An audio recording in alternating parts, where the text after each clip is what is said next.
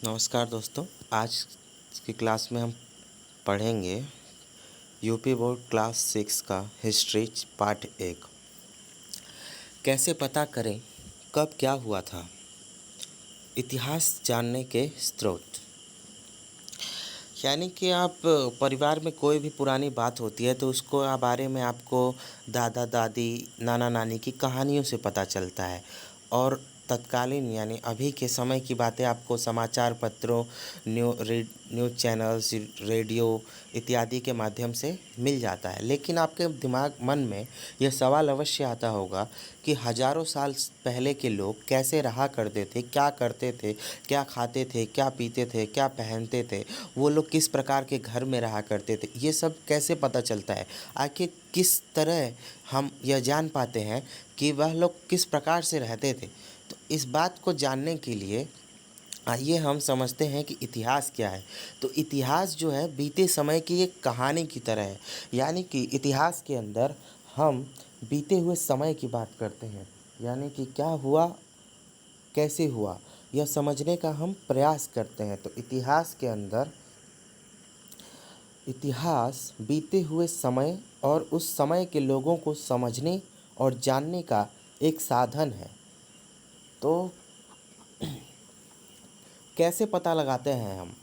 तो अतीत में एक ऐसा भी युग था जब लोग लिखना नहीं जानते थे। जब लोग लिखना ही नहीं जानते थे तो उनके बारे में कोई लिखित साक्ष्य नहीं मिलता था। जब साक्ष्य नहीं मिलता था तो आखिर कैसे हमें पता चला कि पिछले मतलब हमारी जो पहले के लोग हैं, हमसे पहले के लोग, उनका जीवन कैसा था।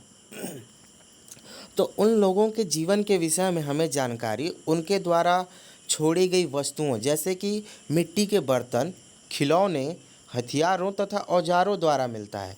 प्राय इन वस्तुओं को पुरातत्ववेत्ता, अब सवाल आपके पास आएगा कि पुरातत्ववेत्ता क्या होता है। तो पुरातत्ववेत्ता को समझने से पहले हम एक शब्द को समझेंगे जिसे कहते हैं पुरातत्व। पुरातत्व यानी प्राचीन काल में मानव द्वारा प्रयोग में लाई गई वस्तुएं, निर्मित मंदिरों व इमारतों आदि के अवशेषों यानी कि बचा खुचा जो होता है का अध्ययन पुरातत्व कहलाता है। इनका अध्ययन करने वाले को क्या कहते हैं? पुरातत्ववेत्ता। तो पुरातत्ववेत्ता जमीन के अंदर से खोद कर वस्तुओं को प्राप्त करते हैं और वे वस्तुएं ऐतिहासिक जानकारी के लिए अत्यंत महत्वपूर्ण है। उन वस्तुओं से हमें बहुत ही महत्वपूर्ण जानकारियाँ मिलती हैं। उपलब्ध सामग्री यानी वो जो वस्तुएं खरीद कर निकलती हैं, उनके आधार पर अतीत को 3 भाग में बांटा जाता है। यानी बांटा गया है वह समय जिसके लिए कोई लिखित सामग्री उपलब्ध नहीं है, उसे पूर्व यानी प्राक ऐतिहासिक काल कहते हैं। वह समय जिससे संबंधित लिखित साक्ष्य प्राप्त तो है लेकिन उसे पढ़ा नहीं जा सकता है, उसे आद्य ऐतिहासिक काल कहते हैं। इसी प्रकार जिस काल यानी समय के विषय में लिखित सामग्री से जानकारी मिलती है, उसे पढ़ा भी जा सकता है, उस काल यानी समय को ऐतिहासिक काल कहते हैं। तो अब आता है कि जब हमारे दिमाग में आया कि भाई जब वो लिखना ही नहीं जानते थे, ठीक है, लेकिन जब कुछ समय बाद उन्होंने लिखना सीख लिया तो वे लिखते किस पर थे। तो देखिए, प्राचीन काल के मानव ने जब लिखना शुरू किया तब उसे कागज़ का ज्ञान तो नहीं था। तो वह अपने लेखों को ताड़पत्रों, भोजपत्रों और ताम्रपत्रों पर लिखता था। तो कभी कभी लेख बड़ी शिलाओं, स्तंभों, पत्थरों की दीवारों, मिट्टी या पत्थर के छोटे छोटे टुकड़ों यानी फलकों पर भी लिखे जाते थे। अब आइए समझते हैं कि ताड़पत्र, भोजपत्र, ताम्रपत्र ये सब क्या है। तो देखिए, ताड़पत्र का अर्थ होता है ताड़ के पेड़ के चौड़े पत्ते, यानी पत्तों पर लिखा जाता था और वो ताड़ के पत्ते हुआ करते थे, यानी वो साइज में, आकार में चौड़े होते थे। भोजपत्र यानी भुर्ज नामक एक पेड़ की छाल को उतार कर उस पर अंकित किया जाता था। ताम्रपत्र यानी तांबे के पतले एवं चपटे टुकड़े, यानी तांबे को एकदम चपटा बनाकर उस पर लिखा जाता था।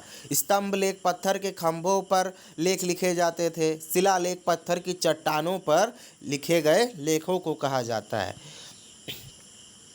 प्राचीन इतिहास के विषय में हमें जो जानकारी तत्कालीन लेखों से भी प्राप्त होती है।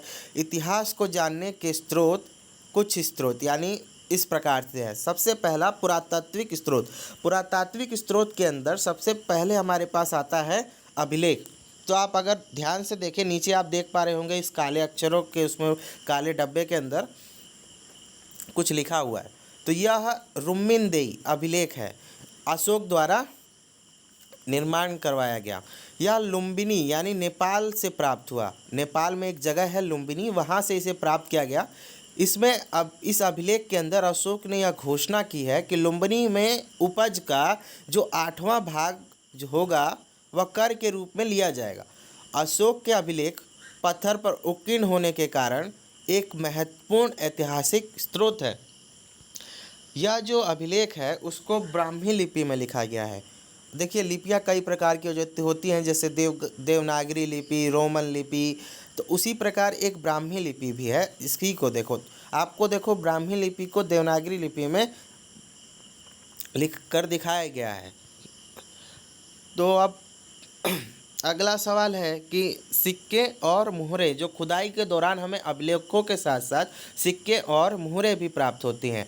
तो देखो, सिक्कों से हमें क्या होता है कि तत्कालीन यानी उस समय के शासक का नाम और उसके समय का पता चलता है। सिक्के की बनावट से हम उस समय की कला और सिक्कों की धातु से उस समय की आर्थिक स्थिति की जानकारी प्राप्त कर सकते हैं।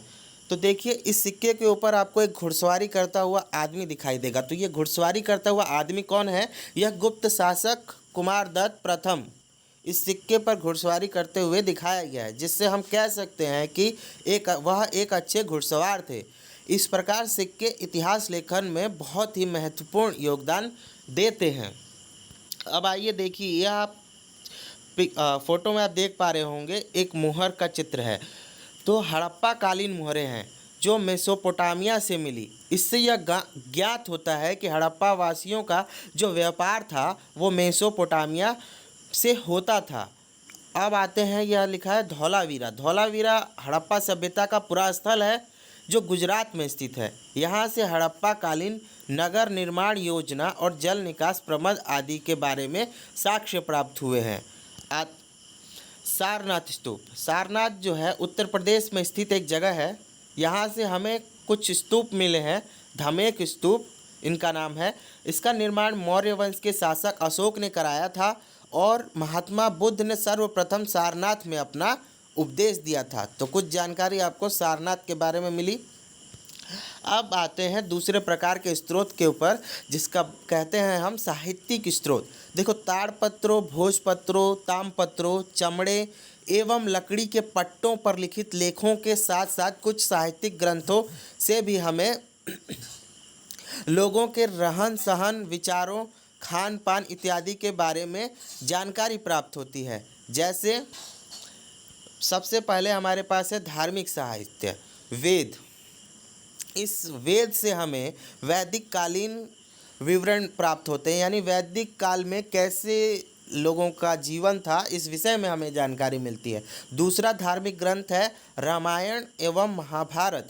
रामायण को लिखने वाले लेखक थे वाल्मीकि जी और महाभारत को लिखने वाले लेखक थे वेद व्यास जी। तो यह एक महाकाव्य है और वहाँ के उस महाकाव्य से उस समय के समाज के विषय में हमें जानकारी प्राप्त होती है। तीसरा धार्मिक साहित्य है जैन एवं बौद्ध साहित्य की जातक कथाएं। इससे हमें 6ठी शताब्दी ईसा पूर्व की राजनीतिक, सामाजिक और धार्मिक स्थिति के बारे में बातें पता चलती हैं। अब आते हैं धर्मेतर साहित्य। तो धर्मेतर साहित्य वह होता है जो धार्मिक साहित्य के अलावा अन्य ग्रंथ होते हैं, उन्हें धर्मेतर साहित्य कहा जाता है। यानी कि अर्थशास्त्र, पहला धर्मेतर साहित्य है अर्थशास्त्र। अर्थशास्त्र की जो रचना की है, यानी उसके लेखक का नाम कौटिल्य है, यानी चाणक्य भी उन्हें कहा जाता है। इसमें हमें मौर्यकालीन समाज की राजनीतिक, सामाजिक, आर्थिक एवं धार्मिक स्थिति के बारे में पता चलता है। पांचवा हमारे पास धर्मेतर साहित्य में 5वें नंबर पे आप देखेंगे कि राज तरंगिणी है, जिसे कल्हड़ नामक लेखक द्वारा लिखा गया है। इनका इस किताब के अंदर हमें कश्मीर से संबंधित इतिहास का वर्णन मिलता है, जो 11वीं से 12वीं शताब्दी तक है। अब हमें कुछ जो इतिहास के बारे में जानकारियाँ, जो हमारे देश में विदेशी आए, उन्होंने कुछ यात्रा के दौरान कुछ लिखा, उसे विदेशी यात्रियों के वृत्तांतों से भी हमें कुछ जानकारी मिलती है। तो इंडिका नामक एक पुस्तक लिखी थी, जो कि यूनानी राजदूत द्वारा लिखी गई, जिनका नाम मैगस्थनीस था। इसमें हमें चंद्रगुप्त मौर्यकालीन समाज की झलक देखने को मिलती है। और एक फाहियान नाम की चीनी यात्री थे, उनके यात्रा विवरण से हमें गुप्त काल से संबंधित जानकारी प्राप्त होती है। दूसरे एक चीनी यात्री और थे, जो थे वेनसोंग, यानी कि यहाँ इनके यात्रा वृत्तांत से, यानी विवरण से हमें हर्षवर्धन के शासनकाल का विवरण प्राप्त होता है। तो इस प्रकार आपने देखा कि पुरातात्विक और साहित्यिक दोनों स्रोतों से हमें इतिहास की काफ़ी जानकारी प्राप्त होती है। विदेशी यात्रियों के विवरणों से हमें तत्कालीन इतिहास की जानकारी तो मिलती है। प्राप्त स्रोतों की सहायता से ही इतिहासकार और पुरातत्वविद अतीत का पुनर्निर्माण करते हैं। तो आपने इस प्रकार से समझा कि हम किस प्रकार से जानकारी को एकत्रित करते हैं। तो देखिए, इतिहासकार इन्हीं स्रोतों से अतीत की कृषि, पशुपालन, कामगार, शिल्प, काम धंधे, व्यापार, नापतोल, लेन देन, कर आदि के आधार पर आर्थिक स्थिति का वर्णन करते हैं। घर परिवार, स्त्रियों की स्थिति, शिक्षा, रहन सहन, खान पान, वेशभूषा, मनोरंजन, त्योहार, मेले आदि के आधार पर हम वे लोग सामाजिक स्थिति का वर्णन करते हैं। राजा, प्रजा, प्रशासन, सुरक्षा एवं सैन्य व्यवस्था के आधार पर राजनीतिक स्थिति के बारे में जानकारी प्रदान करते हैं। इसी प्रकार कला, आचार विचार, ज्ञान विज्ञान की मान्यताएं, धार्मिक विश्वास, देवी देवता, पूजा पाठ एवं परंपराओं के आधार पर धार्मिक एवं सांस्कृतिक स्थिति का वर्णन करते हैं। इतिहास हमें मानव की संस्कृति, उनके धर्म और उनकी सामाजिक व्यवस्था को जानने और समझने में सहायता करता है। इतिहास का अध्ययन अतीत की घटनाओं से वर्तमान और भविष्य के लिए सबक लेना सिखाता है। इतिहास हमें यह भी सिखाता है कि हम उन बातों का अनुसरण कैसे करें जिनसे समरसता और शांति को बढ़ावा मिल सके। तो देखिए, अब कैसे निर्धारण होता है कि कौन सा जो हमें खुदाई के दौरान चीज़ मिली, कौन सा जो होता है, जैसे कि कौन पहले का है, कौन बाद का है। तो जब पुरातत्वविद किसी स्थान की खुदाई करते हैं, तो वह कैसे समझते हैं कि कौन से स्तर पहले हैं और कौन बाद के। तो आप चित्र में आप देख पा रहे होंगे कि स्तर वाइज 1 2 3 4 लिखा हुआ है। तो यानी इस स्तर के आधार पर आप देखेंगे कि किसी भी पुरास्थल में कई बस्तियों के अवशेष मिल सकते हैं। आमतौर पर लोग जहाँ रहते हैं, घर टूटने पर दोबारा वहीं घर बना लेते हैं। तो टूटे फूटे सामान और कूड़ा करकट भी घरों के आसपास जमा होते रहते हैं। इन कारणों से बस्ती की ज़मीन और धीरे धीरे ऊंची होती रहती है। सैकड़ों साल के बाद वहाँ एक टीला बन जाता है। तो आपको जो चित्र में दिखाई दे रहा है वह एक टीला है। तो इसलिए जब टीले की खुदाई की जाती है, तो सबसे निचला स्तर, यानी कि आप यहाँ पे देखेंगे चौथा स्तर सबसे पुराना होता है, और उसके बाद के स्तर युगों के होते हैं, यानी कि उसके बाद यानी पहले के होते हैं। तो आपको इस प्रकार से पता चला कि टीले हम कैसे समय करते हैं। तो देखिए, तिथियां भी होती हैं कुछ। इतिहास में तिथियों का निर्धारण कैसे किया जाता है, तो समझने का प्रयास करते हैं इतिहास में तिथियां। तो देखिए, इतिहास में कुछ तिथियां ईसा पूर्व में होती हैं और कुछ ईसवी में होती है। ऐसा इसलिए है कि हम तात्पर्य क्या है कि ईसा पूर्व का तात्पर्य है ईसा मसीह के जन्म से पहले का समय, ठीक। ईसाई धर्म के प्रवर्तक ईसा मसीह हैं। इनके जन्म से पहले के समय को ईसा पूर्व कहते हैं और इनके जन्म के बाद के समय को ईसवी कहते हैं। तो ईसा पूर्व को अंग्रेजी में बीसी अर्थात बिफोर क्राइस्ट भी लिखा जाता है। इसी प्रकार ईसवी को अंग्रेजी में एडी लिखा जाता है। एडी का लैटिन भाषा के दो शब्द एनो डोमिनी से बना है। एडी का मतलब है ईसा मसीह के जन्म का वर्ष, अर्थात ईसा मसीह के जन्म के बाद की तिथियों में हम ईसवी या एडी का प्रयोग करते हैं। आइए कुछ शब्द और हैं, उन्हें समझने का प्रयास करते हैं। जैसे कि अभिलेख। अभिलेख का अर्थ होता है पत्थर अथवा धातु जैसी कठोर सतह पर उत्कीर्ण किए गए लेख होते हैं, जिन्हें अभिलेख कहा जाता है। स्तूप। स्तूप का शाब्दिक अर्थ है टीला।